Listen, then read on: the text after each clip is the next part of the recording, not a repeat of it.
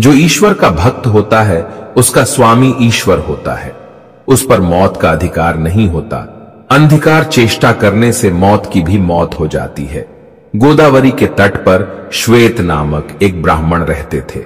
उनका सब समय निरंतर साम्य सदाशिव की पूजा में व्यतीत होता था। वे अतिथियों को शिव समझकर उनका भली भांति आदर सत्कार किया करते थे। उनका शेष समय भगवान के ध्यान में बीतता था। उनकी आयु पूरी हो चुकी थी, किंतु उन्हें इस बात का ज्ञान न था। उन्हें रोग था न शोक, इसलिए आयु पूरी हो चुकी है इसका आभास नहीं हुआ। उनका सारा ध्यान शिव में केंद्रित था।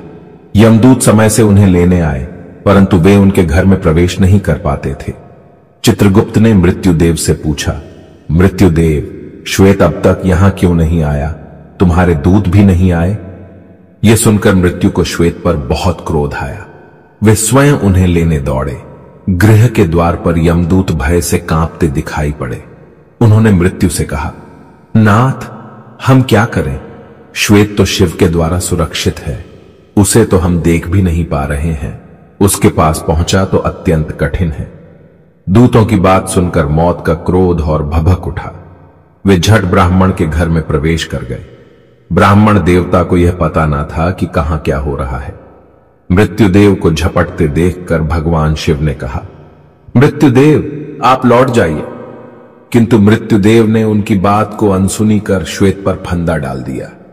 भक्त पर मृत्यु का यह आक्रमण भगवान शिव को सहन न हुआ। उन्होंने मृत्यु पर डंडे से प्रहार किया। मृत्युदेव वहीं ठंडे हो गए। यमदूत भागकर यमराज के पास पहुंचे। वे डर के मारे थर-थर कांप रहे थे। मृत्यु की मृत्यु सुनकर यमराज को बड़ा क्रोध हो आया।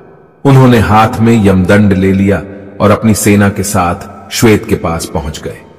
वहां भगवान शंकर के सेवक पहले से ही खड़े थे। सेनापति कार्तिकेय के शक्ति अस्त्र से सेना सहित यमराज की भी मृत्यु हो गई। यह अपूर्व समाचार सुनकर भगवान सूर्य देवताओं के साथ ब्रह्मा के पास पहुंचे और ब्रह्मा सबके साथ घटनास्थल पर आए। देवताओं भगवान शंकर की स्तुति की और कहा, भगवान, यमराज सूर्य के पुत्र हैं। ये लोकपाल हैं। इन्होंने कोई अपराध या पाप नहीं किया है, अतः इनका वध नहीं होना चाहिए। इन्हें जीवित कर दें, नहीं तो अव्यवस्था हो जाएगी। भगवान, आपसे की हुई प्रार्थना कभी व्यर्थ नहीं होती। भगवान आशुतोष ने कहा, मैं भी व्यवस्था के पक्ष में हूं।